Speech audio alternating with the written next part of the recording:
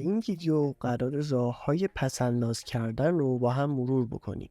شاید بعضی از این راه‌ها اونقدر عجیب باشه که باور نکنید این راه‌ها کارسازن. شماره 1: فهرست بندی و بودجه بندی کنید. همونطور که کارهای روزانه‌تون باید طبق برنامه‌ریزی انجام بشه، برای دخل و خرجتون هم باید برنامه‌ریزی کنید. میتونید شما جدولی بکشید و جلوی هر آیتم هزینه‌های معینش رو بنویسید. مثلا هزینه اجاره خونه اگه مستاجرین، هزینه خودرو و بنزین، هزینه‌های درمانی و چکاپ ماهیانه، هزینه درس و مدرسه فرزندتون، هزینه‌هایی که برای لباس، خوراک و تفریح اختصاص میدین و بقیه موارد. از وسایل نقلیه عمومی استفاده کنید. به جای هزینه‌های سنگین کرایه روزانه میتونین از وسایل نقلیه عمومی مثل مترو و بیارتی استفاده کنید. مگر اینکه درآمدتون اونقدر بالا باشه که تاکسی آنلاین یا کرایه آژانس براتون ناچیزه. از محصولات تخفیفدار استفاده کنید. یکی دیگه از روش‌های پس‌انداز پول استفاده از محصولات تخفیفداره. ممکنه این تخفیف شامل خوراک، پوشاک، تفریح، سفر، کتاب و یا حتی محصولات فرهنگی دیگه باشه. میتونید توی خبرنامه سایت‌های ارائه دهنده خدمات تخفیفدار مثل تخفیفان و نتبرگ و بقیه سایت‌ها عضو بشید و از آخرین رویدادها مطلع بشید. برای کاهش هزینه‌های درمانی به بیمارستان‌های طرف قراردادتون مراجعه کنید. بیمارستانایی هستن که طرف قرارداد با بیمه‌های تکمیلی و یا بیمه‌های رایگان مثل بیمه نیروهای مسلحن. قبل مراجعه به بیمارستان حتما نوع بیمه طرف قرارداد رو چک بکنید. اگر نوع بیمه خدمات درمانی شما مشمول تخفیف و یا رایگان هست، حتما استفاده کنید. این حق شماست.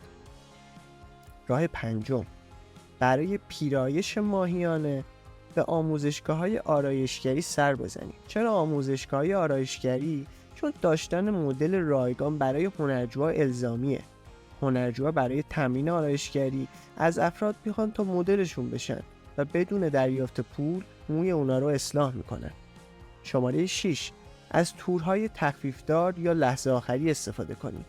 اگر زیاد اهل گردش و تفریح هستین و نگران هزینه‌های سفرید، میتونید از تورهای تخفیفدار و لحظه آخری بهره‌مند بشید. بعدیش اینه که همیشه باید یه چمدون پر توی خونه داشته باشین و منتظر زنگ آژانس هواپیمایی باشید تا به سرعت به سمت فرودگاه حرکت کنید. مبلغی از حسابتون رو بردارین و در کیف پول خود بگذارید و هرگز به اون دست نزنید. یکی از بهترین و قدیمی ترین روش‌های کنترل هزینه ماهیانه اینه که مبلغ معینی رو سر ماه از حسابتون بردارین و در جیبتون بذارید. با این روش دیگه حواستون به سمت کارتتون نمیره تا وسوسه بشید. هزینه‌های روزانه مثل کرایه، خورد و خوراک جزئی و یا هزینه‌های شارژ اینترنت و گوشی رو توی کیفتون بذارید. 8: اجناس ارزون قیمت در بلند مدت نخرید. حتما این جمله معروف رو شنیدین که انقدر پولدار نیستیم که جنس ارزون بخریم. یعنی اینکه اگر شما یک بار جنس گرون قیمت خریداری کنید، به دلیل کیفیت مطلوب و با دوام‌تر بودنش این جنس دیرتر کهنه یا خراب میشه و شما مجبور نیستین سالی چند بار اون جنس رو بخرید.